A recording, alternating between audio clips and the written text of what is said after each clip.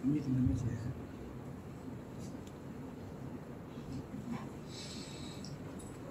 हम्दुलिल्लाह नहमदुहु व नस्तईनुहु व नस्तगफिरुहु व नऊज़ु बिल्लाहि मिन शुरूरि अनफुसिना व मिन सय्यिआति अअमालिना मय यहदिहिल्लाहु फला मुज़िल्ल लहु व मय युद्लिल फला हादिय लहु व अशहदु अन ला इलाहा इल्लल्लाह वहदहु ला शरीक लहु व अशहदु अन्ना मुहम्मदन अब्दुहु व रसूलुहु अम्मा बअद फ़इन्ना खैरल हदीसी किताबुल्लाह व खैरल हदी हदी मुहम्मदिन सल्लल्लाहु अलैहि वसल्लम व शर्रुल उमूरि मुहदसातुहा व कुल्लु मुहदसतिन बिदअह व कुल्लु बिदअतिन ज़लाला व कुल्लु ज़लालतिन फिन्नार। अऊज़ु बिल्लाहिस समीइल अलीम मिनश शैतानिर रजीम। बिस्मिल्लाहिर रहमानिर रहीम। या अय्युहल्लज़ीना आमनु तक़ुल्लाहा हक़्क़ तुक़ातिही व ला तमूतुन्ना इल्ला व अंतुम मुस्लिमून। या अय्युहन्नासु तक़ू रब्बकुमुल्लज़ी ख़लक़कुम मिन नफ़्सिन वाहिदा व ख़लक़ मिन्हा ज़ौजहा व बस्स मिन्हुमा रिजालन कसीरन व निसाअ वत्तक़ुल्लाहा अल्लज़ी तसाअलूना बिही वल अरहम इन्नल्लाहा काना अलैकुम रक़ीबा। या अय्युहल्लज़ीना आमनु तक़ुल्लाहा व क़ूलू क़ौलन सदीदा युस्लिह लकुम अअमालकुम व यग़फिर लकुम ज़ुनूबकुम व मन युतिइल्लाहा व रसूलहु फ़क़द फ़ाज़ फ़ौज़न अज़ीमा। बिस्मिल्लाहिर रहमानिर रहीम। रब्बि इश्रह ली सदरी व यस्सिर ली अमरी वहलुल उक़दतम मिन लिसानी यफ़क़हू क़ौली रब्बि ज़िदनी इल्मा। सर्वलोकाల సృష్టికర్త ప్రభువు పోషకుడు అయిన అల్లాహ్ సుబ్హానహు వ తఆలాకు మాత్రమే సమస్త స్తోత్రములు। ఆయనే ఆకాశాలను భూమిని మరియు వీటి మధ్య ఉన్న సమస్తాన్ని 6 దినములలో 6 అయ్యాములలో సృష్టించాడు। అల్లాహ్ సుబ్హానహు వ తఆలా స్తోత్రముల తర్వాత మానవుల మార్గదర్శకత్వం కోసం మానవులకు రుజుమార్గం చూపించడం కోసం అల్లాహ్ సుబ్హానహు వ తఆలా పంపిన ప్రవక్తలందరిపై కూడా అల్లాహ్ సుబ్హానహు వ తఆలా యొక్క శాంతి కరుణ మరియు శుభాలు దరుదు సలాం రెండుగాక ప్రత్యేకంగా చిట్ట చివరి ప్రవక్త ముహమ్మదు రసూలుల్లాహ్ సల్లల్లాహు అలైహి వసల్లం పై అల్లాహ్ సుబ్హానహు వ తఆలా యొక్క శాంతి కరుణ మరియు శుభాలు దరుదు సలాం రెండుగాక అదే విధంగా ఈ జుమా ఖుత్బాకు హాజరైన సోదర సోదరి మనులందరిపై కూడా అల్లాహ్ సుబ్హానహు వ తఆలా యొక్క శాంతి కరుణ మరియు శుభాలు గాక ఆమీన్। సోదర సోదరీమణులారా, ఈనాటి ఈ జుమా ఖుత్బాలో మీ ముందు చాలా ముఖ్యమైనటువంటి అంశం గురించి మాట్లాడబోతున్నాను। గత కొన్ని వారాలుగా మీడియాలో ఎక్కువగా చర్చ జరుగుతున్నటువంటి అంశం, మరియు ఇంతకు ముందు కూడా ఇదైతే కొత్త అంశం కాదు, అనేక సంవత్సరాల నుండి కూడా ఈ అంశం మీద డిబేట్లు డిస్కషన్లు జరుగుతూనే ఉన్నాయి। అయితే కొన్ని వారాల క్రితం కేంద్ర ప్రభుత్వం తీసుకొని వచ్చినటువంటి ఒక ప్రతిపాదన వల్ల ఈ అంశం మళ్ళీ హాట్ టాపిక్ గా మారింది। అంశం ఏమిటంటే uniform civil code. Uniform civil code గురించి నన్ను అడిగితే దానికి సంబంధించినటువంటి అవేర్నెస్ కంటే కూడా, నాలెడ్జ్ కంటే కూడా మన దగ్గర అపోహలే ఉన్నాయి। చాలా మందికి అసలు యూనిఫామ్ సివిల్ కోడ్ అంటే ఏంటి తెలియదు। యూనిఫామ్ సివిల్ కోడ్ వల్ల ఉండే ప్రయోజనాలు ఏంటి, దాని వల్ల బెనిఫిట్ ఏముంది, ఎవరికి ఏం ప్రయోజనం ఉంది కూడా తెలియదు। దాన్ని సపోర్ట్ చేసేవాడు ఎందుకు సపోర్ట్ చేస్తున్నాడో తెలియదు, దాన్ని వ్యతిరేకించేవాడు కూడా ఎందుకు వ్యతిరేకిస్తున్నాడో అతనికి కూడా తెలియదు। కాబట్టి ఈ రోజు మీ ముందు ఈ జుమా ఖుత్బా ద్వారా యూనిఫామ్ సివిల్ కోడ్ వాస్తవాలు అనేటటువంటి అంశంపై నేను మాట్లాడబోతున్నాను। జుమా ఖుత్బాలో ఈ అంశం ఏంటి అని చాలా మంది అనుకోవచ్చు, కానీ వాస్తవానికి ఈ చట్టం యూనిఫామ్ సివిల్ కోడ్ అనేటటువంటి చట్టాన్ని భారతదేశంలో తీసుకుని వస్తే దాని యొక్క ప్రభావం అన్ని మతాల వారిపై, అన్ని కులాల వారిపై పడుతుంది, ఎక్కువ ప్రభావం ముస్లింల మీద పడుతుంది। కాబట్టి దీన్ని జుమా ఖుత్బాలో తీసుకొని రావడం జరిగింది। ఖురాన్ హదీస్ కి బాత్ బోల్నా సుజగా ఏ టాపిక్ అయి లేక సియాసత్ హమ్నా కయి అంటే అది మనకు సరిగా దాని గురించి అవగాహన లేదు అని అర్థం। ఎందుకంటే ప్రవక్త సల్లల్లాహు అలైహి వసల్లం వారి ఖుత్బాలు సోషల్ అవేర్నెస్ కు సంబంధించి, కరెంట్ అఫైర్స్ కు సంబంధించి ఉండేవి। అంటే సమాజంలో జరిగేటటువంటి విషయాలకు సంబంధించి ఆయన సోషల్ అవేర్నెస్, అప్పటికప్పుడు ఉన్నటువంటి కరెంట్ అఫైర్స్ కు సంబంధించి ఆయన అంశాలు తీసుకునేవారు। కాబట్టి ఈ అంశం నేరుగా మన మీద ప్రభావం చూపుతుంది, కాబట్టి మనం దీని గురించి తెలుసుకోవాల్సినటువంటి అవసరం ఉందని భావించే అంశాన్ని ఈరోజు జుమా ఖుత్బాలో తీసుకోవడం జరిగింది। ముందుగా అసలు యూనిఫామ్ సివిల్ కోడ్ అంటే ఏంటి, ఈ విషయం అర్థం చేసుకుందాం। రెండవది, యూనిఫామ్ సివిల్ కోడ్ అన్నది అది కేవలం ముస్లింలకే ఉందా, పర్సనల్ లా బోర్డ్ అన్నది కేవలం ముస్లింలకే ఉందా, లేదా ఈ మినహాయింపులు వేరే మతాల వారికి, వేరే కులాల వారికి కూడా ఉన్నాయా, ఇది రెండవ పాయింట్। మూడవది యూనిఫామ్ సివిల్ కోడ్ ను తీసుకుని వస్తే ఆ చట్టాన్ని ఏమి నష్టాలు జరిగేటటువంటి అవకాశాలు ఉన్నాయి. ఇన్షాల్లా ఈ 3 హెడ్డింగ్లలో, ఈ 3 పాయింట్లలో ఇన్షాల్లా నా జుమా ఖుత్బా ఉంటుంది. ముందుగా యూనిఫామ్ సివిల్ కోడ్ అంటే ఏంటి, అసలు ఈ ప్రస్తావన ఎందుకు వచ్చింది అంటే, కేంద్ర ప్రభుత్వం యూనిఫామ్ సివిల్ కోడ్ ను మేము తీసుకుని వస్తాము, అందరికీ సమానమైనటువంటి చట్టం తీసుకుని వస్తాము అని ఎప్పుడైతే చెప్పారో దానికి ఒక ఉదాహరణ ఇచ్చారు ప్రధానమంత్రి గారు. ఉదాహరణ ఏమి ఇచ్చారంటే, ఒక ఇంట్లో ఒక వ్యక్తి ఒక పద్ధతిలో ఒక చట్టం ప్రకారం, ఇంకో వ్యక్తి ఇంకో చట్టం ప్రకారం ఉంటే ఆ ఇంట్లో శాంతి ఉంటుందా? అశాంతి వాతావరణం ఉంటుంది. అలాంటప్పుడు దేశంలో విభిన్న చట్టాలు ఎందుకు ఉండాలి, 2 చట్టాలు ఎందుకు ఉండాలి, ఒకటే చట్టం ఉంటే బాగుంటుంది కదా అని అన్నాడు. వింటూనే ఎవరికి కరెక్ట్ బోలే, చాలా బాగా చెప్పారు అని అనిపిస్తుంది. కానీ లోతుల్లోకి వెళ్ళి మనం పరిశీలించినట్లయితే దాని యథార్థం ఏమిటి అనేటటువంటి విషయాలు మనకు అర్థమవుతాయి. కాబట్టి యూనిఫామ్ సివిల్ కోడ్ అంటే ఏంటో ముందుగా అర్థం చేసుకుందాం. యూనిఫామ్ సివిల్ కోడ్ లో 3 పదాలు ఉన్నాయండి. ఒకటి యూనిఫామ్, 2 సివిల్, 3 కోడ్. మళ్ళీ చెప్తున్నాను ముందుగానే అంశంలోకి వెళ్లే ముందు.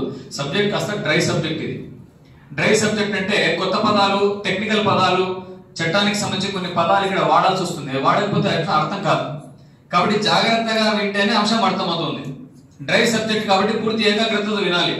తల దించుకొని కూర్చున్నా లేదా ఇలా మీరు పెట్టుకున్నా కూడా కాసేపటికి నిద్రపోయే అవకాశాలు ఎక్కువ. కాబట్టి అంశం వైపు, అంటే నా వైపు మీరు చూస్తూ విన్నట్లయితే అంశం బాగా అర్థమయ్యే అవకాశాలు ఎక్కువ ఉంటాయి. దయచేసి రిక్వెస్ట్ చేసుకుని అంశంలోకి వెళ్తున్నా. యూనిఫామ్, సివిల్ కోడ్ 3 పదాలు. యూనిఫామ్, చాలా మంది యూనిఫామ్ అంటే అందరూ సమానమే అంటారు. ఒక వ్యక్తితో మాట్లాడుతూ చూడండి పరిస్థితి ఎలా ఉందో. ఒక నాన్ ముస్లిం వ్యక్తితో మాట్లాడుతూ, అయ్యా అదేదో ప్రభుత్వం యూనిఫామ్ సివిల్ కోడ్ తీసుకొని వస్తుందంట కదా, దీని గురించి నీ అభిప్రాయం ఏమిటి, ఏమంటావంటే, అదే యూనిఫామ్ సివిల్ కోడ్ అంటే అదే కదా అందరికి యూనిఫామ్లు పంచుతారంట అన్నాడు. స్కూల్ అయితే యూనిఫామ్ పంచడానికి మీకు అర్థమైందా?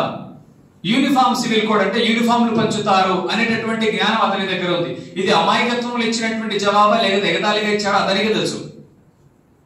ఎగతాళిగా మాట్లాడాడా, అమాయకత్వంలో జవాబు ఇచ్చాడా మనకు తెలుసు, మనకైతే తెలియదు. కానీ యూనిఫామ్ అంటే అది కాదు, పిల్లలు వేసుకునేటటువంటి వస్త్రాలు కాదు యూనిఫామ్ అంటే. ఇక్కడ యూనిఫామ్ అనే పదాన్ని అర్థం చేసుకునే ముందు 2 పదాలు గుర్తుపెట్టుకోండి. యూనిఫామ్ వేరు, కామన్ వేరు. చట్టంలో కామన్ సివిల్ కోడ్ అని వాడలేదు, యూనిఫామ్ సివిల్ కోడ్ అని వాడారు. ఈ 2 పదాలకు తేడా ఏంటో మనకు తెలియాలి. కామన్ అంటే సొక్కు ఏక్ చేసా, హర్ హాల్ మే ఏక్ చేసా, అన్ని పరిస్థితుల్లో అందరికీ ఒకే రకంగా ఉంటుంది, దాన్ని కామన్ అంటారు. ఈ చట్టం దాని గురించి మాట్లాడటం లేదు. యూనిఫామ్ సివిల్ కోడ్ అంటుంది. యూనిఫామ్ అంటే ఒకే నమ్మకం కలిగినటువంటి వారు, ఒకే ఆలోచనలు కలిగినటువంటి వారు, ఒకే రకమైనటువంటి వ్యక్తులు ఉన్నట్టు చోట ఒకే రకమైన చట్టం ఉండాలి. డిఫరెన్స్ అర్థం చేసుకోండి. एक ही ख्याल वाले, एक ही तौर तरीका वालों के लिए एक कानून, అది యూనిఫామ్. కామన్ అంటే కిత్తే भी तरीके के रहते में, कित्ते भी मजहब के रहते एक ही कानून, అది డిఫరెన్స్. కాబట్టి ఇక్కడ మనం మాట్లాడుతుంది కామన్ సివిల్ కోడ్ కాదు, యూనిఫామ్ సివిల్ కోడ్. యూనిఫామ్ అంటే ఒకే పేరులోనే ఉంది, అది ఆల్రెడీ ఇప్పుడు ఉంది కూడా. అంటే ముస్లింలకు ఒక ప్రత్యేకమైన చట్టం ఎలాగైతే ఉన్నాయో కొన్నిట్లో సివిల్లో, అలాగే హిందువులకు సపరేట్ చట్టాలు ఉన్నాయి, క్రైస్తవులకు ఉన్నాయి, సిక్కులకు, పార్సీలకు, జైనిలా వివిధ మతాల వారికి భారతదేశంలో ప్రత్యేక చట్టాలు ఉన్నాయి. ఒక అపోహ దూరం చేసుకుందాము. ముస్లిం పర్సనల్ లా బోర్డ్ అనే పేరు మీరు విని ఉంటారు. అంటే ముస్లింలకు కొన్ని చట్టాలలో మినహాయింపులు ఉన్నాయి, ఈ పదం మనం విని ఉంటాం. ఇలాగే కేవలం ముస్లింలకే కాదు, హిందువులకు కూడా కొన్ని చట్టాలలో మినహాయింపులు ఉన్నాయి. క్రైస్తవులకు పర్సనల్ లా బోర్డ్ సపరేట్ గా ఉంది, సిక్కులకు ఇండియాలో పర్సనల్ లా బోర్డ్ సపరేట్ గా ఉంది. అంటే ప్రతి మతానికి, ప్రతి మతాలకు లేదా కులాలకు, ఇంకా చెప్పాలంటే కొన్ని ప్రాంతాలకు ప్రత్యేక చట్టాలు ఉన్నాయి. సిర్ఫ్ ముసల్మాన్ కు హైసోనే దిఖాతే, సిర్ఫ్ ముసల్మాన్ కు, కేవలం ముస్లింలను చూపించి వీళ్ళకి ఎందుకు ప్రత్యేకమైన చట్టాలు ఇవ్వాలి అని లేని ఒక భయాన్ని సృష్టిస్తున్నారు. అంటే ఇంకా చెప్పాలంటే ఇनको कई को रहना भाई मुसलमानों को सेपरेट क्या ही होता, इनको एक सेपरेट सबके बराबर रहना అంటున్నారు. కానీ వాస్తవానికి కేవలం ముస్లింలకు కాదు, భారతదేశంలో వివిధ మతాల వారికి ప్రత్యేక చట్టాలు ఉన్నాయి. కేవలం మతాలకే కాదు, వివిధ ప్రాంతాలకు సెపరేట్ చట్టాలు ఉన్నాయి. అంటే కొన్ని చట్టాలు నార్త్ ఇండియాలో సెపరేట్, సౌత్ ఇండియాలో సెపరేట్, కొన్ని చట్టాలు ఆంధ్రాలో సెపరేట్, తెలంగాణలో సెపరేట్. కాబట్టి యూనిఫామ్ సివిల్ కోడ్ అనే విషయాన్ని అర్థం చేసుకుందాం. ముందు యూనిఫామ్ అంటే ఒకే రకమైనటువంటి వ్యక్తులు, ఆలోచనలు, నమ్మకాలు ఉన్న చోట ఒకే రకంగా ఉంటుంది. 2 సివిల్. సివిల్ అంటే ఏంటి? సివిల్ అంటే పర్సనల్ అని అర్థం. ఇక్కడ మన భారతదేశ చట్టాలు 2 రకాలు, ప్రొసీజరల్ లాస్ అంటారు, అవి 2 రకాలు. ఒకటి క్రిమినల్ లా, 2 సివిల్ లా.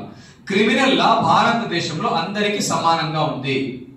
క్రిమినల్ లా అంటే ఎవరైనా హత్య చేశాడు, అతనికి ఏం శిక్ష పడుతుంది, అతనికి ఏ శిక్ష వేయాలో, అంటే ఉరి శిక్ష వేయాలా లేకపోతే యావజ్జీవ కారాగార శిక్ష వేయాలా అనేది అతను ముస్లిమా, హిందువా, ఇండియానా, అంటే నార్త్ ఇండియానా, సౌత్ ఇండియానా, ఇవన్నీ చూడరు. హత్య చేస్తే చట్ట ప్రకారం ఇది శిక్ష. అక్కడ కుల మతాలకు అవకాశం లేదు. క్రిమినల్ లా అది. క్రిమినల్ లా మొత్తం భారతదేశంలో ఎవరికైనా కూడా కామన్ గా ఒకటే ఉంది. కానీ సివిల్ అంటే పర్సనల్ విషయాలు. ఇందులో ఒక్కొక్క మతానికి లేదా ఒక్కొక్క ప్రాంతానికి సపరేట్ ప్రత్యేకమైనటువంటి చట్టాలు ఉన్నాయి. ఇది ఈ రోజు కొత్తగా వచ్చింది కాదు, వందల సంవత్సరాల నుంచి ఇలాగే కొనసాగుతుంది భారతదేశంలో పరిస్థితి. కాబట్టి సివిల్ అంటే పర్సనల్. ఇందులో ఏమేమి వస్తాయంటే 4 ముఖ్యమైనటువంటి విషయాలు వస్తాయి. ఒకటి ప్రాపర్టీ, ఆస్తి పంపకాలు. 2 టార్ట్, వ్యక్తిగతమైన దాడి. 3 కాంట్రాక్ట్లు, అగ్రిమెంట్లు. 4 ఫ్యామిలీ లాస్. మళ్ళీ చెప్తున్నాను చూడండి, క్రిమినల్ లా అందరికీ కామన్ అండి, దాని గురించి ఈరోజు మాట్లాడడం లేదు. అంటే ఒక ముస్లిం గాని హిందూ గాని హత్య చేస్తే ఇండియన్ పీనల్ కోడ్ సెక్షన్ 302 ప్రకారమే అతన్ని ప్రాసిక్యూట్ చేస్తారు, శిక్షిస్తారు. అతను ముస్లిమా హిందూ అనే సపరేట్ ఉండదు. కానీ సివిల్ ఎలా అంటే కొన్ని విషయాలు సివిల్లో మనకు ప్రత్యేకంగా చట్టాలు ఉన్నాయి. ముస్లింలకు వేరు, క్రైస్తవులకు వేరు, సిక్కులకు వేరు, అందరికీ ప్రత్యేకమైన చట్టాలు ఉన్నాయి. అలా 4 విషయాలు ఉన్నాయి. 1 ప్రాపర్టీ, 2 టార్ట్, 3 కాంట్రాక్ట్లు, అగ్రిమెంట్లు, 4 ఫ్యామిలీ లాస్. వీటిలో కూడా ప్రాపర్టీకి సంబంధించి మనకు తెలియకుండానే మనం ఏం చేస్తున్నాం అంటే ఒక కామన్ పద్ధతి ఫాలో అవుతున్నాం. విరాసత్, ఆస్తి పంపకాలు కామన్ గా ఒకే పద్ధతి, హిందువులు అయినా క్రైస్తవులు అయినా ఒకే పద్ధతిలో వెళ్ళిపోతున్నారు. టార్ట్ ఒకే రకంగానే ఉంది. అలాగే కాంట్రాక్ట్లు, అగ్రిమెంట్, స్థలాలకు సంబంధించి మనం అగ్రిమెంట్ చేస్తూ ఉంటాం. లేదా అంగళ్ళు ఏదైనా బాడకు తీసుకున్నప్పుడు, లీజుకు తీసుకున్నప్పుడు అగ్రిమెంట్ జరుగుతాయి. ఈ అగ్రిమెంట్లు కూడా హిందువా ముస్లిం అని చూడడం లే, మార్కెట్ లో ఒక విధానం నడుస్తుంది, ఆ విధానం ప్రకారం అగ్రిమెంట్ చేస్తున్నాం. అంటే సివిల్ లో కూడా మొదటి 3 కామన్ గా జరుగుతూ ఉన్నాయి. 1 మిగిలిపోయింది, అదేంటి ఫ్యామిలీ లాస్. ఇవి మాత్రం వివిధ మతాలకు, వివిధ ప్రాంతాలకు ప్రత్యేకంగా ఉన్నాయి. ఇప్పుడు ఒకవేళ యూనిఫామ్ సివిల్ కోడ్ తీసుకుని వస్తే మొట్టమొదటిగా పడేటటువంటి ప్రభావం దేని మీద? ఫ్యామిలీ లాస్ మీద. ఆ ఫ్యామిలీ లాస్ లో ఏమొస్తాయంటే 1 మ్యారేజ్ వస్తుంది, పెళ్లి, వివాహం. 2 విడాకులు వస్తాయి. 3 విరాసత్. విరాసత్ అంటే పెద్దవాళ్ళ నుండి వచ్చినటువంటి, సంక్రమించినటువంటి ఆస్తి. ఈ 3 మీద ప్రభావం పడుతుంది. ఈ 3 ఉదాహరణకు వివాహం అన్నారనుకోండి, 4 शादी कर लेना भाई, सब जन एक कर लेना इंडिया. समझ में बात? అంటే ఎవరిని చూపిస్తున్నారు? మళ్ళీ ఇక్కడ బూచిగా ముస్లింలనే చూపిస్తున్నారు. 4 शादी 40 बच्चे, तुम मालूम नहीं है? गैर एज कॉन्सेप्ट डालते हैं सो दिमाग में. मुसलमान 4 शादी 40 कर लेती है, तो मैं 4 शादी वाले को ढूंढता हूँ इंडिया में, कौन तो मिलता है क्या बोलो? 4 शादी 40 बच्चे, ఈ కాన్సెప్ట్ ప్రజల్లో వేస్తున్నారు. వారు అబ్బా ఇంకా काम अच्छा है तो 4 शादी करते 40 बच्चे करते అని అంటున్నారు. కానీ వాస్తవానికి ఇన్ఫర్మేషన్ కోసం చెప్తున్నానండి, ఎక్కువ మంది పిల్లల్ని కనడం అనేది हमें क्या समझते हो, तो हमें मुसलमान अलग बच्चे पैदा करते हैं, तो अल्लाह बोला भाई पालने वाला अल्लाह है बोल को हमें समझते हैं, करेक्टे. కానీ యథార్థం ఏంటి? స్టాటిస్టిక్స్ ఏం చెప్తున్నాయంటే బీహార్ లాంటి ప్రాంతాల్లో, ఇండియాలో ఎక్కడైతే ఎడ్యుకేషన్ తక్కువగా ఉందో, అక్షరాస్యత లిటరసీ తక్కువగా ఉందో, అక్కడ కుల మతాలకు అతీతంగా ఎక్కువ మంది పిల్లల్ని కంటున్నారు. ముస్లింలు కావచ్చు, హిందువులు కూడా కావచ్చు. ఎక్కడైతే ఎడ్యుకేషన్ బాగా ఉందో, ఆంధ్ర తెలంగాణ లాంటి ప్రాంతాలు, తమిళనాడు లాంటి ప్రాంతాలు, తర్వాత కేరళ లాంటి ప్రాంతాలు, ఎడ్యుకేషన్ బాగా ఉన్నటువంటి చోట కుల మతాలకు అతీతంగా ముస్లింలు కూడా తక్కువ మంది పిల్లల్ని కంటున్నారు. అంటే ఎక్కువ మందిని కనడము, తక్కువ మందిని కనడము ముస్లింలు హిందువులకు సంబంధించిన అంశం కాదు. ఇది ఎడ్యుకేషన్ హై, అవేర్నెస్ హై. అవేర్నెస్ హై, బచ్చే కం पैदा करते हैं. ఎడ్యుకేషన్ లేదు, అవేర్నెస్ లేదు, ఎక్కువ మంది పిల్లల్ని కంటున్నారు. ఇదండి తేడా. ఎడ్యుకేషన్ ఉన్న చోట తక్కువ మంది, ఎడ్యుకేషన్ లేని చోట ఎక్కువ మందిని కంటున్నారు. కాబట్టి ఇది మతానికి సంబంధించిన అంశం కాదు. ये दिखा दी, देखो भाई इतने बच्चे पैदा करती, आने इनका जनाभा बढ़ जाता, వీరి జనాభా పెరిగిపోతుంది అనేటటువంటి ఒక లేని భయాన్ని ప్రజల్లో వేసి ఆ ఫ్యామిలీ లాస్ మీద ప్రభావం పడే అవకాశం ఉందండి. ఇది విషయం మనకు అర్థం కావాలి. కాబట్టి ఫ్యామిలీ లాస్ లో 1 మ్యారేజ్, వివాహము, 2 డైవర్స్, తలాక్, ఆల్రెడీ మంగ్లీ करने कोशिश करें. 3 ఆస్తి పంపకాలు. ఆస్తి పంపకాలు కూడా మనకు ఉన్నటువంటి తేడా ఏంటంటే అబ్బాయికి అయితే 1 భాగము, అమ్మాయికి అయితే సగ భాగం ఇస్తారు. ये हिकमत है, इसके पीछे अल्लाह की हिकमत है. हमने समझ में आने तो मालूम कर लेना, उलमा को पूछ को, कई को भाई ऐसा मर्दाने को 1 हिस्सा, भाई को बच्चे को आधा हिस्सा बोलो, जल्दी पढ़ को अब्बा ये नहीं का इंसाफ नहीं, तो इसमें भाई को बच्चा को इस्लाम दबा डालता है, कर को बोलना नहीं, जोश में आको. मर्द बच्चे को घर चलाने की जिम्मेदारी है. मर्द बच्चा घर चलाना, औरत को घर चलाने की जिम्मेदारी नहीं. हमारे बाबा गुजर नहीं, एक भाई एक भान ही हमें. मुझे ₹100 है तो मेरी बहन को ₹50 आती, मुझे ₹100 कहीं को आती, डबल कहीं को आती बोले तो मैं घर चलाना, నా కుటుంబ బాధ్యత నా మీద ఉంది. ఒకవేళ నా తండ్రి చనిపోతే నా తల్లి బాధ్యత కూడా నా మీద ఉంది, నా చెల్లెలకు ఆ బాధ్యత లేదు. రెండోది, నేను పెళ్లి చేసుకోవాలనుకుంటే నేను మెహర్ అమ్మాయికి ఇవ్వాలి, మేరీ బీవీకు దేనా మెహర్. కాబట్టి కుటుంబ బాధ్యత మెహర్ చెల్లించడం అబ్బాయి మీద ఉంది. కాబట్టి అబ్బాయికి 2 భాగాలు, అమ్మాయికి ఆ బాధ్యత లేవు, కుటుంబ బాధ్యత లేదు, అలాగే మెహర్ ఇవ్వాల్సింది లేదు, ఉల్టా లేती ఉన్నాయి, మరకనే మిలియే బాప్కనే మిలియే. కాబట్టి आगे को तक ये हिकमत समझ में हमारे को जल्दी पड़ेगा बहुत तो करेक्ट ने बोलते सो बिल्कुल हमें डिस्पेंस में आने की जरूरत नहीं. నాలెడ్జ్ అన్న ప్రతి దానికి బునియాద్ నేను మాటి చెప్పేది అదే. ఎప్పుడైతే అవేర్నెస్ వస్తుందో, నాలెడ్జ్ వస్తుందో విషయాలు మనకు అర్థమవుతాయి. ఇది రెండోదండి. యూనిఫామ్ అర్థమైంది, సివిల్ అర్థమైంది. సివిల్ లో కూడా ఒకవేళ ఈ కోడ్ వస్తే ఎక్కువ దానికి ప్రభావం పడేది ఫ్యామిలీ లాస్ మీదే, మన వివాహాల మీద. దీని వల్ల నష్టం ఏంటంటే చాలా మందికి తెలియకపోవచ్చు, ఈ రోజు మన పెళ్లిలు ఎలా జరుగుతున్నాయి, ముస్లింల పెళ్లిళ్ళు హాజీ సాబ్ సమక్షంలో జరుగుతున్నాయి. కొంతమంది గవాహ్ ఉంటారు, హాజీ సాబ్ వస్తారు, వివాహం చేస్తారు. హిందువులు గుళ్ళలో చేస్తారు, తాడి కడతారు, 7 ప్రదక్షిణలు చేస్తారు. వారి చట్ట ప్రకారంగా 7వ ప్రదక్షిణ పూర్తయితేనే పెళ్ళైనట్లు. క్రైస్తవులు చర్చిలో ఫాదర్ సమక్షంలో వివాహం. ఇలా ప్రతి మతానికి ఒక వివాహ పద్ధతి ఉంది. కేవలం మతాలకే కాదండి, కొన్ని ప్రాంతాల్లో ట్రైబల్ ఏరియాస్ వారికి వారి ప్రత్యేకమైనటువంటి పద్ధతులు ఉన్నాయి, పెళ్లిళ్లకు విడాకులకు కూడా. ఎవరి పద్ధతులు వాళ్ళకు దాని ప్రకారంగా సమాజం కూడా దాని వివాహాన్ని గుర్తిస్తుంది. హాజీ సాబాకు నికా కడదాలేతో సమాజం వరకు మియా బీవీ బల్గత్ పెహచాన్తీ హమే, అంతే కదండి. వారు భార్య భర్తలే అవుతారు, సమాజంలో అందరూ వారిని గుర్తిస్తున్నారు భార్య భర్తలుగానే. హాజీ సాబ్ వివాహం చేసినా, పండితుడు వివాహం చేసినా, లేకపోతే పాస్టర్ ఫాదర్ వివాహం చేసినా కూడా. ఇప్పుడు ఒకవేళ యూనిఫామ్ సివిల్ కోడ్ వస్తే నా హాజీ షాదీ कर सकता, ना फास्टर कर सकता, ना पंडित कर सकता, कोर्ट च करना शादी. तुम कोर्ट को अप्लाई करना, कोर्ट आपको डेट देती है, वो डेट को जाकर शादी कर ले, कर जाना. मियाँ बीवी अनबन हो गई, पंचायत बैठना, हाजी साहब आते हैं पंचायत को, कोर्ट को जाना. और 6 महीने होता कि बरस होता कि 6 बरस होता कि అర్థమవుతున్న విషయం ఏంటంటే జరగబోయేటటువంటి నష్టం ఏంటంటే మొట్టమొదట ఫ్యామిలీ లాస్ అంటే వీటి మీద ప్రభావం పడుతుంది. అయితే మళ్ళీ చెప్తున్నాను, పర్సనల్ లా బోర్డ్ అనేది భారతదేశంలో ముస్లింలకు మాత్రమే ప్రత్యేకంగా లేదు. ఒకవేళ మీరు ఇంతవరకు అట్లా అనుకుంటూ ఉంటే నాలెడ్జ్ తీసుకుందాం, దానికి సంబంధించి అవేర్నెస్ తీసుకుందాం. సిర్ఫ్ ముసల్మానోं को इंडिया में हिंदुओं को सेपरेट लॉस. ఒకవేళ హిందువులు వివాహం అయిన తర్వాత అన్డివైడెడ్ ఫ్యామిలీ, అవిభాజ్యమైనటువంటి కుటుంబం అంటారు, అంటే కడగపోవడం అంటారు కదా, సపరేట్ జాన.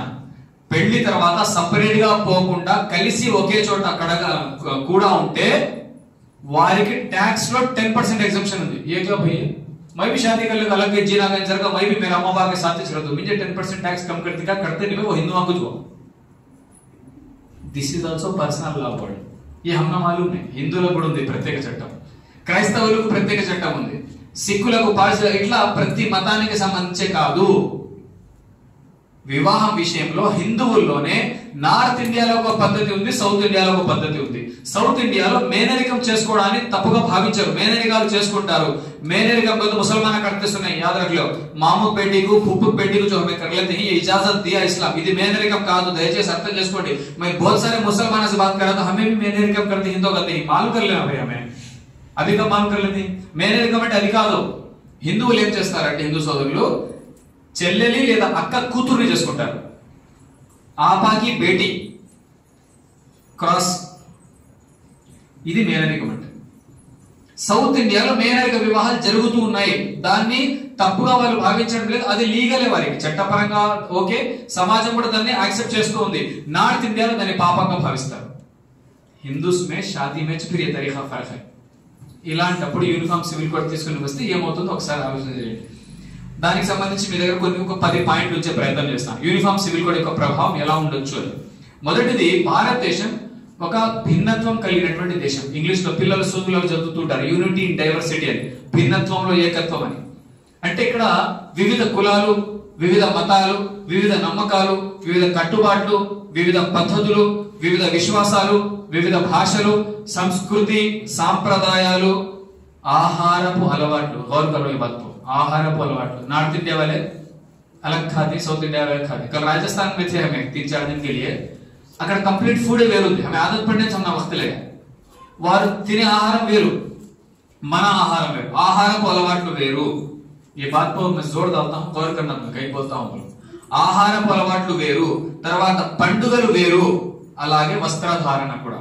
నార్త్ ఇండియా में ज्यादा पंजाबी ड्रेसेस पहनते हैं औरतें, సౌత్ ఇండియా में साड़ियां पहनते हैं.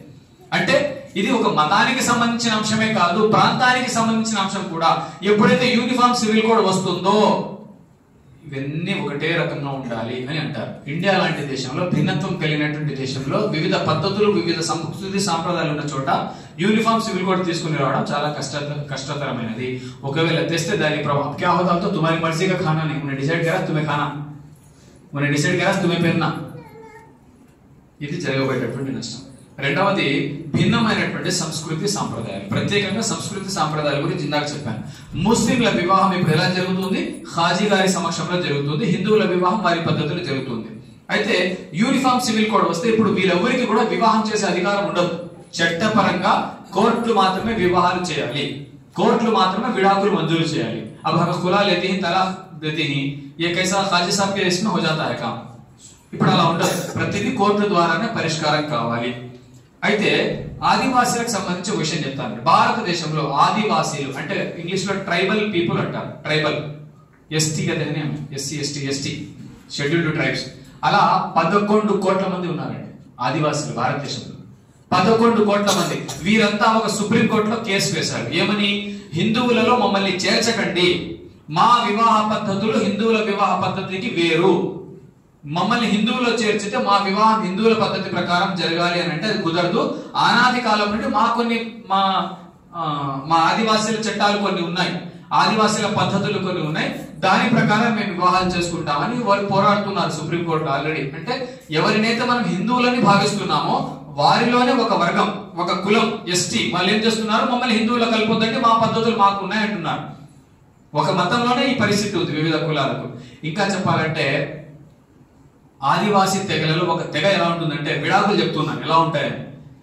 విడాకులు ఎలా ఉంటాయంటే అబ్బాయి తరపున అమ్మాయి తరపున వస్తారు, ఎదురెదురుగా నిలబడతారు. అబ్బాయి తరపున వాళ్ళు అమ్మాయి తరపున వాళ్ళు ఎదురెదురు నిలబడి కంకర వాళ్ళు కొట్టుకుంటారు. ఈయన కంకరే फेंकती उनके ऊपर, उन्हें उनके ऊपर कंकरे फेंकती, विडाकुल तलाक करे वो तरीका उनका. कंकरे फेंके तो तलाक हो जाता. हाँ हमारे में मानो तो डेंजर काम कर रहा पत्रे फेंक लेते. అంటే అది ఆ పద్ధతి. ఇక్కడ మీరు అట్లా ఇక్కడ ఇస్తుంటే ఏం కాదులేండి, అది వారి నమ్మకం, అది అనాది కాలం నుండి వారు ఫాలో అవుతున్నటువంటిది. అలా ఒకరు ఎదురుగా నిలబడి కంకర్లు విసురుకుంటే తలాక్ అయిపోయినట్టు. अब उसे लेकर को नहीं भाई तो कोर्ट को आना तो कहां से आता हूं, నేను కంకర ధుర్ లేతా. అర్థం చేసుకోవాల్సినటువంటి విషయం. ఇలా ఒకే మతంలో కూడా వివిధ రకాలు వివిధ పద్ధతులు ఉన్నాయి వివాహాలకు విడాకులకు. అలాంటప్పుడు వారందరిని ఒకే త్రాట మీద తీసుకుని రావడం చాలా సాహసంతో కూడుకున్నటువంటి పని. ఇక్కడ ఇంకో విషయం గమనించండి, హిందువులు ఈ రోజు ఒకే వివాహం చేసుకుంటున్నారు.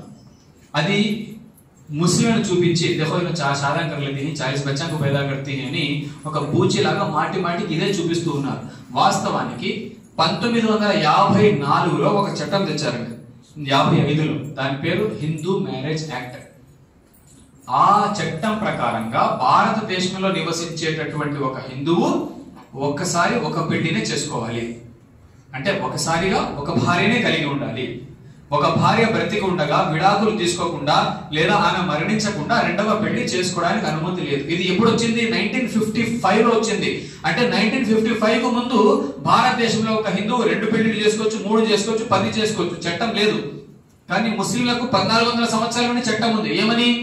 నువ్వు ఒకవేళ చేసుకోదలుచుకుంటే 2 చేసుకో, 3 చేసుకో, 4 చేసుకో, కానీ నువ్వు వారి మధ్య న్యాయం చేయలేవు అని అనుకుంటే ఒకటే చేసుకొని ఖురాన్ లో సూర నిసా సూర నంబర్ 4 ఆయత నంబర్ 3లో అల్లాహ్ క్లియర్ గా చెప్పాడు. ఇద్దరినైనా చేసుకో, ముగ్గురైనా చేసుకో, నలుగురినైనా చేసుకో. న్యాయం చేయలేమనే భయం ఉంటే ఒకరినే చేసుకో అని కూడా చెప్పారు. అంటే ఒకరినే చేసుకో అని అన్నది కేవలం ఖురాన్ ఒకటే, వేరే ఏ గ్రంథంలో మనకి మాట కనపడుతుంది.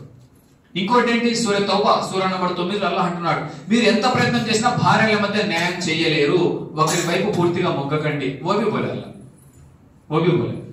అంటే చెప్పే ఉద్దేశం ఏంటంటే ఏదో 2 పెళ్లిళ్ళు చేసుకుంటే అబ్జరా దీनदार आदमी अफजर ज्यादा तकवे वाला अगर कोई हदीस में है 2 शादियां कर लेता दोनों के बारे में पूछता अल्लाह. ఇద్దరి ఆలన పాలన వారి పోషణ చూడాల్సినటువంటి బాధ్యత కూడా ఉంటుంది. అయితే 1955 కంటే ముందు లిమిట్ లేనటువంటి చట్టం, 1955 తర్వాత ఒకటే వివాహం చేసుకోవాలని ఎలాగైతే వాళ్ళు చట్టం చేసుకున్నారో మనకు కూడా అలాంటి చట్టాలే ఉండాలి, అందరికీ ఒకటే పెళ్లి చేసుకోవాలి అనేటటువంటి కాన్సెప్ట్ అండి ఇది. యూసీసీ వస్తే అలాంటి ప్రభావం పడుతుంది. అయితే ఏ విధంగా అయితే హిందూ మ్యారేజ్ యాక్ట్ సపరేట్ గా ఉందో, క్రిస్టియన్ మ్యారేజ్ యాక్ట్ సపరేట్ గా ఉంది, పార్సీ మ్యారేజ్ యాక్ట్ ఉంది, సిక్ మ్యారేజ్ యాక్ట్, ఇలా ఎవరి చట్టాలు వాళ్ళకి సపరేట్ గా ఉన్నాయి. ఇప్పుడు నుంచి కాదు, వందల సంవత్సరాల నుండి ఆ చట్టాలు భారతదేశంలో నడుస్తున్నాయి. కొత్తగా వచ్చినటువంటి సమస్య అయితే ఏమీ లేదు. ఈ విషయం కూడా మనకు అర్థం కావాలి.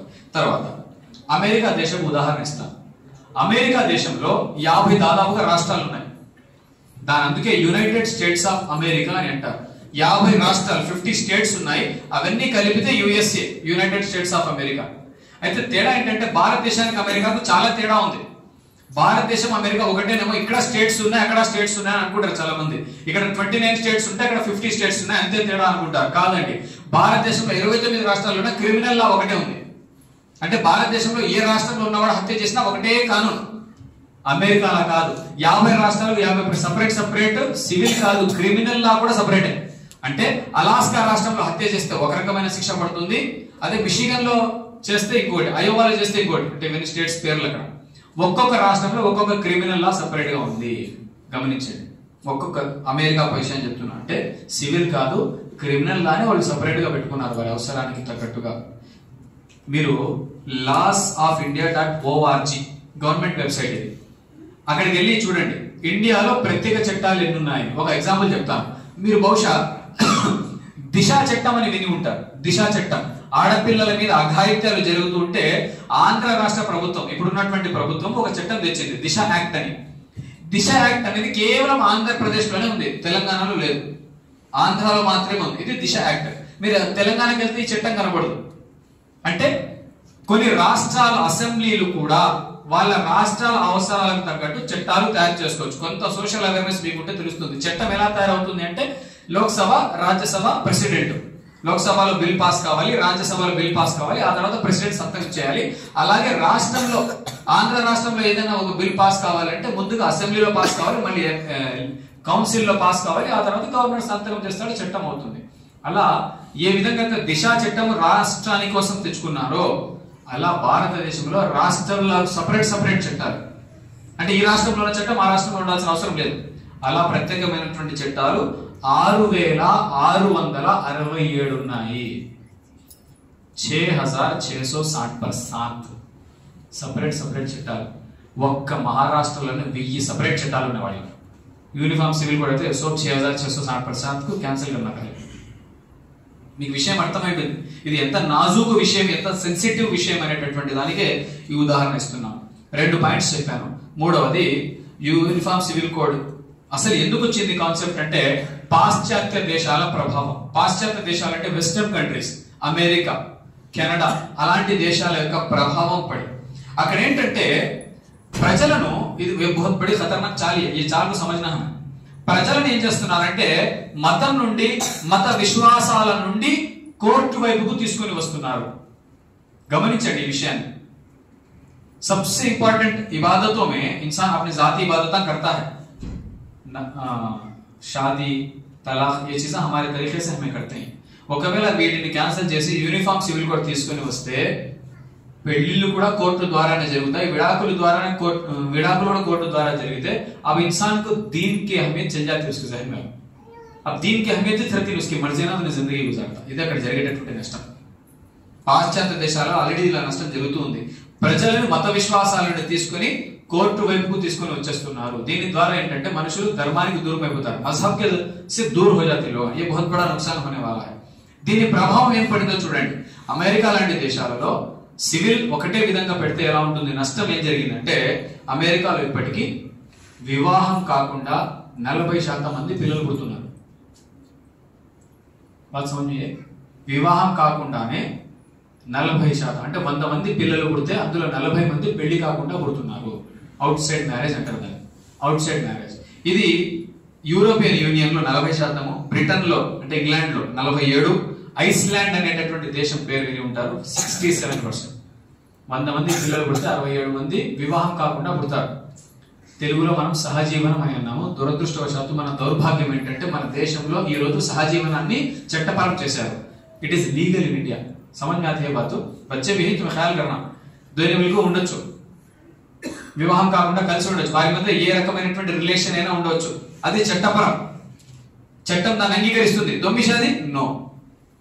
సమజ్ మే ఇక్కడ గమనించాల్సిన విషయం మరొకటి ఏంటంటే, ఇలా కలిసి ఉన్నప్పుడు పిల్లవాళ్ళు పుట్టిన తర్వాత ఆ పిల్లవాళ్ళకు రైట్స్ ఉండవు. ఎప్పుడైనా సరే వీళ్ళు విడిపోవచ్చు. వివాహం చేసుకుంటే ఏమవుతుందంటే ప్రాపర్టీలో భాగం ఇవ్వాలి. समझ में बात?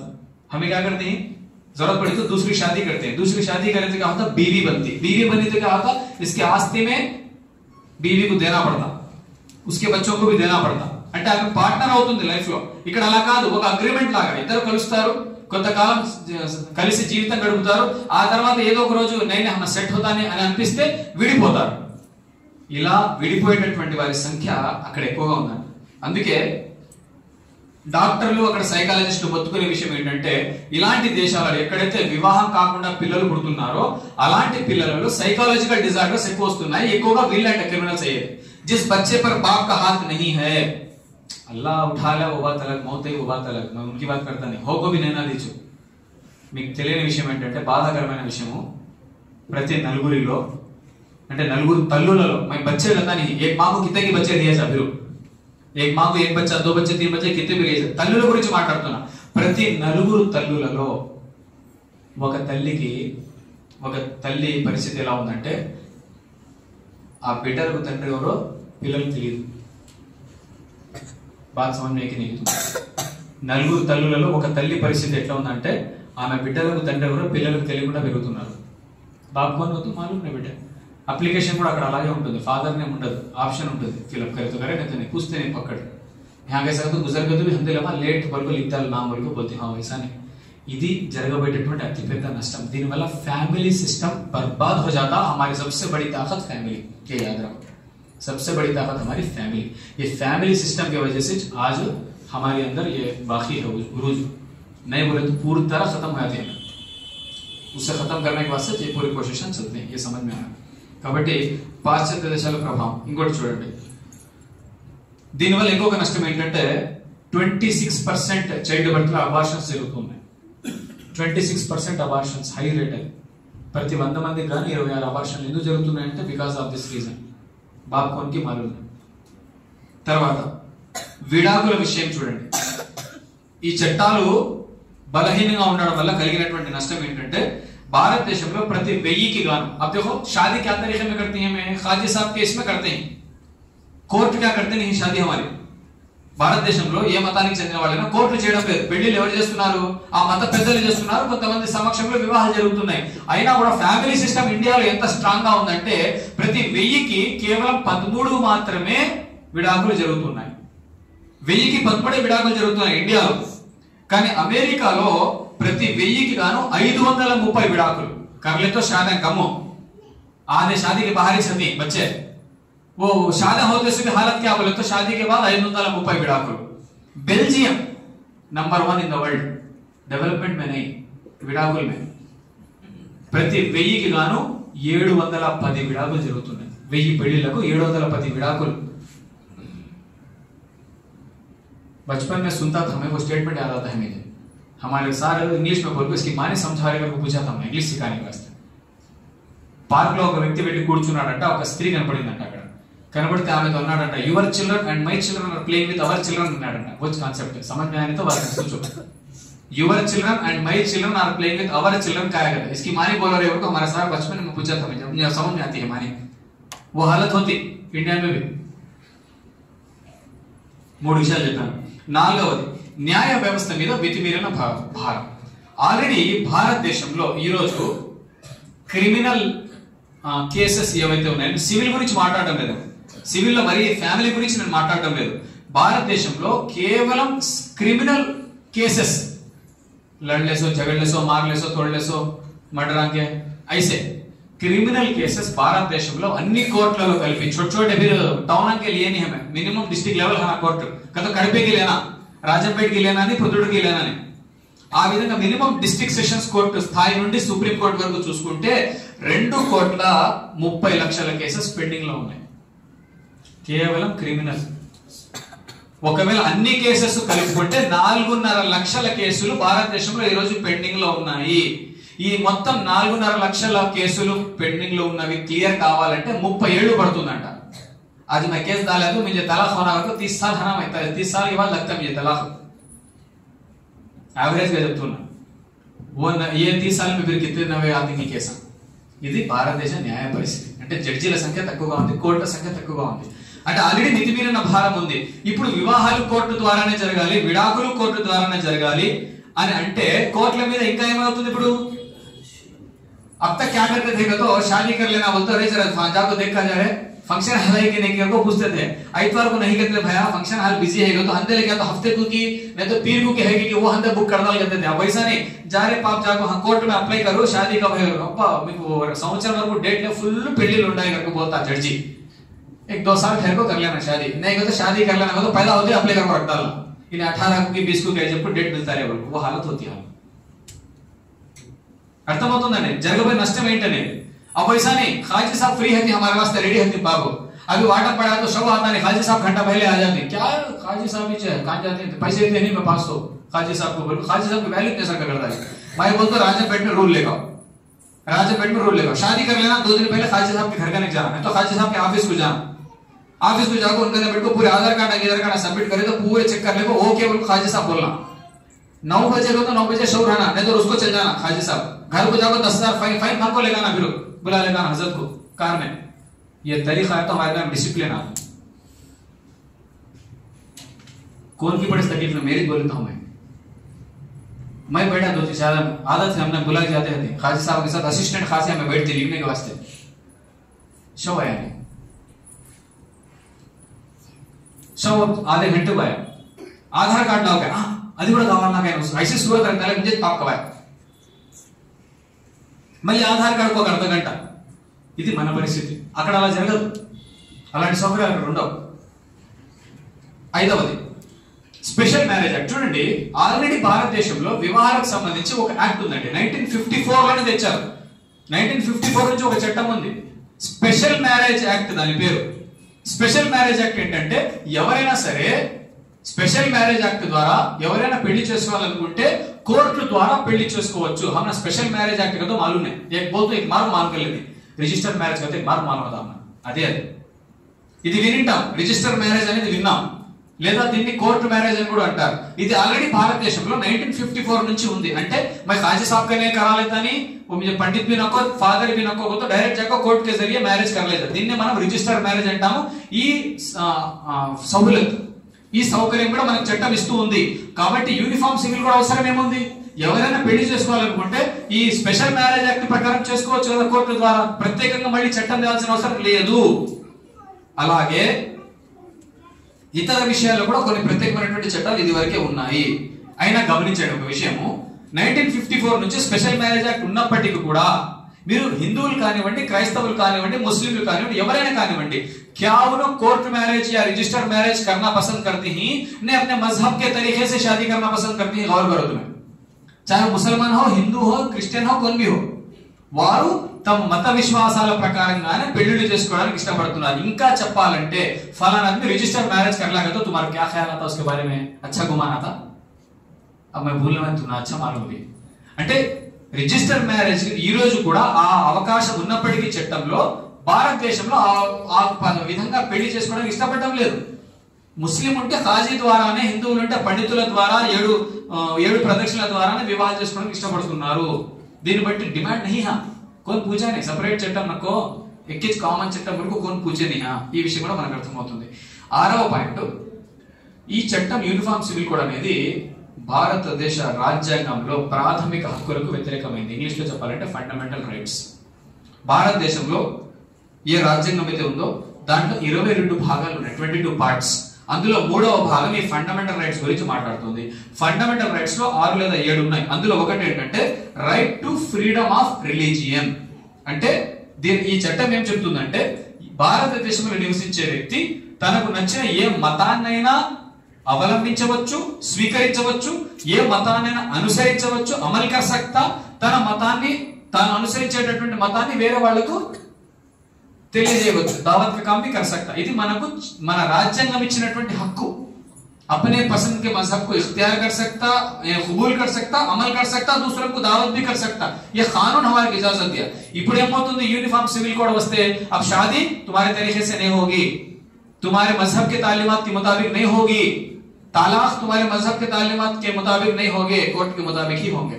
कहते क्या, నేను నా మతం ప్రకారంగా లేదా నా ధర్మం ప్రకారంగా జీవితం గడపడానికి ఆటంకం ఏర్పడుతుంది. So directly UCC is going against fundamental rights. ఈ విషయం మనకు అర్థం కావాలి.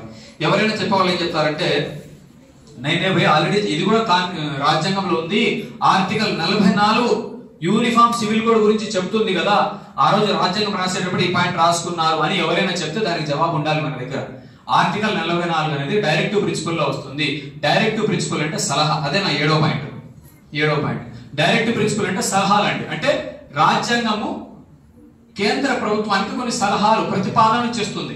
మీరు కావాలంటే ఈ సలహాలు తీసుకొని అమలు చేయండి అని. అందులో ఒకటి ఏంటంటే, అవసరం పడితే ఒక యూనిఫామ్ సివిల్ కోడ్ తీసుకుని రావచ్చు అని ఉంది. वो दिखा वो क्या बोलती हो तो देखो मैं क्या अब काम क्या करते नहीं है इसमें है वो सलाह समझ में आना सलाह कंपल्सरी కాదు. ప్రాథమిక హక్కులు రైట్ టు రిలీజియస్ ఫ్రీడమ్ ఇది కంపల్సరీ. అయితే ఆర్టికల్ 44లో దీనికి సంబంధించి యూసీసీ గురించి చెప్పారే, కానీ అదే పార్ట్ లో డైరెక్టివ్ ప్రిన్సిపల్స్ లో ఆర్టికల్ 39 ప్రతి ఒక్కరికి ఉద్యోగ కల్పన చేయాల్సిన బాధ్యత గవర్నమెంట్ మీద ఉంది కనుక है. इसके बारे में बात करें तो अच्छा रहता नहीं. ప్రతి ఒక్కరికి ఉద్యోగం కల్పించాల్సిన బాధ్యత ప్రభుత్వాల మీద ఉంది. ఆర్టికల్ 47 డ్రగ్స్ అంటే నషా దేనే వాली चीजों को बैन कर सकती मुल्क है, बैन करी हमें. ఇవి కూడా సలహాలే, ఇవి కూడా కంపల్సరీ కాదు. రాజ్యాంగంలో ఈ సలహాలు ఇవ్వబడ్డాయి. గవర్నమెంట్ తలుచుకుంటే ఈ సలహాలు పాటించవచ్చు అని. ఏవి మీరు ఖాళీ యూసీసీ కుछ కై పకడి. ఈ రోజు డ్రగ్స్ ద్వారా, మాదక ద్రవ్యాల ద్వారా ఎంతమంది ప్రాణాలు కోల్పోతున్నారు ఆలోచన చేయండి. సివిల్ లా సపరేట్ గా ఉండడం వల్ల, పర్సనల్ లా బోర్డు ఉండడం వల్ల ప్రాణాలు పోయేది నేను చూడ. కానీ మద్యపానం వల్ల ప్రాణాలు పోతున్నాయి, మాదక ద్రవ్యాలు డ్రగ్స్ ద్వారా ప్రాణాలు పోతున్నాయి. ఉద్యోగాలు లేక చాలా మంది ఆత్మహత్యలు చేసుకుంటున్నారు. రైతులకు సంబంధించి ఆర్టికల్ 48 లో చెప్పబడింది, కానీ రైతులు ఆత్మహత్యలు చేసుకుంటున్నారు. సీరియస్ బర్నింగ్ ఇష్యూ అది. ఆ సలహాలు తీసుకోకుండా కేవలం ఇదే సలహా ఎందుకు తీసుకోవడం జరిగింది ఆలోచన చేయాలి. తర్వాత 8వది ప్రస్తుత చట్టాలు. ఇందాక చెప్పినట్టు స్పెషల్ మ్యారేజ్ యాక్ట్ ఉంది, తర్వాత prohibition of child marriage act ఉంది. ఇది కూడా కామన్ గా ఫాలో అవుతున్నాం. कौन भी 18 साल पूरे होना कर तो फॉलो करते हैं. हालांकि मुसलमानों को अलग है रूल, मुसलमानों का रूल अलग है. हमने 15 का 600 15 है तो बस बोल को फिर भी हमें क्या करते हैं 18 तक वेट करते हैं. उन्हें आया तो भी हमारे को नॉलेज नहीं. चाइल्ड मैरिज करता है तो 17 साल को कैसा करता है शादी को, तो हमारे पर्सनल लॉ बोर्ड में 15 को इजाजत है, को बोलने नॉलेज जिसके लिए नहीं. डर जा कोई भी ऑफिसर आया तो भले लेकर सोच क्या हो जाते हैं, गच्चू हो जाते हैं. అంటే మనకు తెలియకుండానే ప్రత్యేకమైన చట్టాలు ఉన్నప్పటికీ కొన్ని కామన్ గా ఫాలో అయిపోతున్నాం. Prevention of child marriage act లాంటివి, స్పెషల్ మ్యారేజ్ యాక్ట్ లాంటివి ఇవి ఆల్రెడీ ఉన్నాయి. కాబట్టి మళ్ళీ కొత్త చట్టాలు రాసిన అవసరం లేదు. जिसे जो चाहे वो ले लेता है, ऑप्शन है. उन्हें अगर से लेना समझा तो वो ले सकता, नहीं तो उसके मजहब के हिसाब से उन्हें जाता. వచ్చినటువంటి కొత్త సమస్య అయితే ఏమీ లేదు. పాయింట్ నంబర్ 9, బ్రిటిష్ ప్రభుత్వము భారతదేశం మీద దాదాపుగా 170 సంవత్సరాలు పరిపాలన చేసింది. అందరికీ తెలిసినటువంటిదే. 170 చిన్న సమయం కాదు, 170 साल तो बहुत बड़ा लंबी मुद्दत हो. 170 సంవత్సరాలలో అనేక సార్లు యూనిఫామ్ సివిల్ కోడ్ ప్రస్తావన వచ్చింది. వచ్చినప్పుడల్లా బ్రిటిష్ ప్రభుత్వము ప్రతిసారి ఏం చెప్పిందంటే యూనిఫామ్ సివిల్ కోడ్ అవసరం భారతదేశంలో లేదు. ఎందుకంటే ఇక్కడ వివిధ మతాలు, వివిధ జాతులు, వివిధ నమ్మకాలు, వివిధ కట్టుబాట్లు, వివిధ పద్ధతులు, వివిధ కులాలు, వివిధ భాషలు, ఇలా అన్ని రకరకాలుగా ఉన్నాయి. కాబట్టి ఇక్కడ అవసరం లేదు, ఎవరి పద్ధతుల ప్రకారం వారిని నివసించనివ్వండి అని అన్నారు. వారెన్ హాస్టింగ్స్ అని భారతదేశానికి గవర్నర్ గా వచ్చాడు. అతను ఇదే మాట అన్నాడు. ముస్లింలను పిలిపించాడు, క్రైస్తవులను పిలిపించాడు. भाई तुम्हारे तरीके में तुम्हें वो हिंदुओं को बुलाया, पूछते हैं भारत में उन्होंने मेजॉरिटी ने उनको बुलाया, उनके हिसाब से उन्होंने ऑलरेडी मुसलमानों को बुलाया, क्रिश्चियंस को बुलाया. మీ పద్ధతి ప్రకారం మీరు ఉండండి, మీ పద్ధతుల ప్రకారం మీరు, మీ నమ్మకాలు ఏవైతే ఉన్నాయో వాటి ప్రకారం ఉండండి, మిమ్మల్ని మేము ఫోర్స్ చేయమని అన్నారు. బ్రిటిష్ రాణి కూడా ఇదే మాట చెప్పింది. అంటే ఎందుకు చెప్తున్నాను ఈ పాయింట్ అంటే, దోచుకొని పోయారు, నాశనం చేశారు భారతదేశాన్ని అని అంటున్నాం. బ్రిటిష్ గురించి మాట వచ్చినప్పుడు 170 సంవత్సరాల్లో భారతదేశాన్ని దోచుకొని పోయారు, నాశనం చేశారని. అంత నాశనం చేసిన దోచుకున్న यूसीसी अंगली करेगी, उन्हें करे सुस्सी. ये अभी बड़ा नुकसान बिल्कुल समझ में. దోచుకోవడం చిన్న తప్పు వారి ప్రకారంగా, దాన్ని బట్టి అర్థమయ్యేటట్టు. इसमें खिगर लेना नहीं, हमें नुकसान ज्यादा है, बिल्कुल समझ में आता. 10వది, ఎందుకు యూసీసీ వల్ల లాభం లేదంటే, ఇక్కడ అన్ని వర్గాలు ఎవరైతే మేధావులు ఉన్నారో, ఆలోచన చేసే వాళ్ళు ఉన్నారో, వారికి దీని ద్వారా జరిగేటటువంటి నష్టాలు ముందుగానే అర్థమవుతున్నాయి కాబట్టి వారు దీన్ని వ్యతిరేకిస్తున్నారు. ఇవి 10 పాయింట్లు అండి యూసీసీకి సంబంధించి జరగబడేటటువంటి నష్టాలు. కాబట్టి ఫస్ట్ చేయాల్సినటువంటి పని అవేర్నెస్ పెంచుకుందాం. యూనిఫామ్ సివిల్ కోడ్ అంటే ముస్లింలకు మాత్రమే ప్రత్యేక చట్టం ఉంది అని అనుకుంటే పొరపాటు. మళ్ళీ కొంతమంది ఆలస్యంగా వచ్చిన వాళ్ళ బెనిఫిట్ కోసం ఈ పాయింట్ రిపీట్ చేస్తున్నాను. పర్సనల్ లా బోర్డ్ అనేది కేవలం ముస్లింలకు మాత్రమే లేదు. పర్సనల్ లా బోర్డ్ అనేది క్రైస్తవులకు ఉంది, సిక్కులకు ఉంది, ఇలా అన్ని మతాల వాళ్ళకు ఉన్నాయి.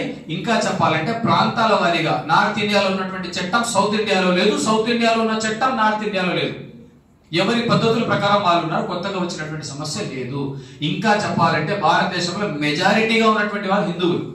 జనరల్ ఏమనుకుంటారంటే పర్సనల్ లా బోర్డ్ ఎందుకు వస్తుంది అంటే ఎవరైతే మైనారిటీస్ ఉన్నారో మైనారిటీస్ ని కాపాడాలని పర్సనల్ లా బోర్డ్ ఇచ్చారు అనుకుంటారు. కరెక్టే కావచ్చు, కానీ హిందువులు మెజారిటీగా ఉన్న వారికి ప్రత్యేక చట్టం ఉందని ఇందాక చెప్పాను ప్రారంభంలో. 10% ట్యాక్స్ ఎగ్జెప్షన్ ఉంది వాళ్ళకి. ప్రత్యేక చట్టం కదా, హిందువులకు మాత్రమే వర్తిస్తుంది. ఇలా ప్రతి ఒక్కరికి ఉన్నాయి. అవన్నీ క్యాన్సల్ అయ్యి ఒకే చట్టం తీసుకుని రావాలి అనేటటువంటి కాన్సెప్టే యూసీసీ. దీని ద్వారా జరిగేటటువంటి పరిణామాలు ఏంటో బహుశా మీకు అర్థమయ్యాయని భావిస్తూ ఉన్నాను. కాబట్టి చెప్పేటటువంటి విషయం ఒకటే, చేసేటటువంటి రిక్వెస్ట్ కూడా ఒకటే. ఇలాంటి సమస్యలు ఏదైనా వచ్చినప్పుడు, ఇలాంటి విషయాలు ఏదైనా జరిగినప్పుడు జోష్ మే భీ ఆనా వైసే హమ్ నా కైకు లేక దో భీ హోతీ. హమ్ నా కైకు లేని కూర్చోవడం కూడా తప్పే, అలా అని జోష్ లో రావడం కూడా తప్పే. ఆలోచన చేసి हिकमत से क्या करना, उलमा इसके बारे में क्या बोलते हैं, उनके निगरानी में उलमा कैसा बोलेंगे वैसे आगे बढ़ना है. उन्हें मशवरा करो, ऐसा करे तो अच्छा रहता है, ये प्रोसेस में गए तो अच्छा रहता है. उन्हें क्या चाहते हैं, हमें जोश में आना, हमें जोश में आना, कोई गलत कदम उठाना, वो गलत कदम को दिखा को नेक्स्ट आने वाले इलेक्शंस में फायदा उठाना बिल्कुल कोशिश करते हैं. हमें क्या करना है, हमें होशियार हो जाना. हिजाब का जब मसला चला है, तलाक का जब मसला चला है, मसला हिजाब ने, मसला तलाक ने, कोई और मसला था. ये स्क्रीन तो कब लेंगे, हमारे में इसमें बिजी हो गई, उन्हें कर लेने काम कर ले. इधर जरिए कबड्डी मन కూడా जोश में आने की जरूरत नहीं, होश में रहते हुए क्या चलता है, इससे नुकसान क्या है समझना, दूसरों को भी मालूम कराना. हो सका तो गैरों को मालूम करेंगे. यूनिफॉर्म सिविल कोड आया तो वो यूनिफॉर्म नहीं बांटने का अदना कुछ बाड़ा होती दाल को ఇది समझ में आता नहीं है. వాళ్ళకు వివరించగలగాలి. వారికి జరిగేటటువంటి నష్టం ఏంటో కూడా వారికి తెలియజేయాలి. अब तू भी कर सकता है शादी, कोर्ट में अप्लाई करना सो तू भी कोर्ट का डेट देती जब कर लेना చెప్పాలి. వాళ్ళకు కూడా విషయం తెలియాలి. అల్లాహ్ సుబ్హానహు వ తఆలా మనందరికీ కూడా చెప్పినటువంటి విషయాలను చేసుకునే సౌభాగ్యాన్ని ప్రసాదించుగాక. ఆమీన్ యా రబ్బల్ ఆలమీన్. వఆఖిరు దఅవానా అనిల్ హమ్దులిల్లాహి రబ్బిల్ ఆలమీన్.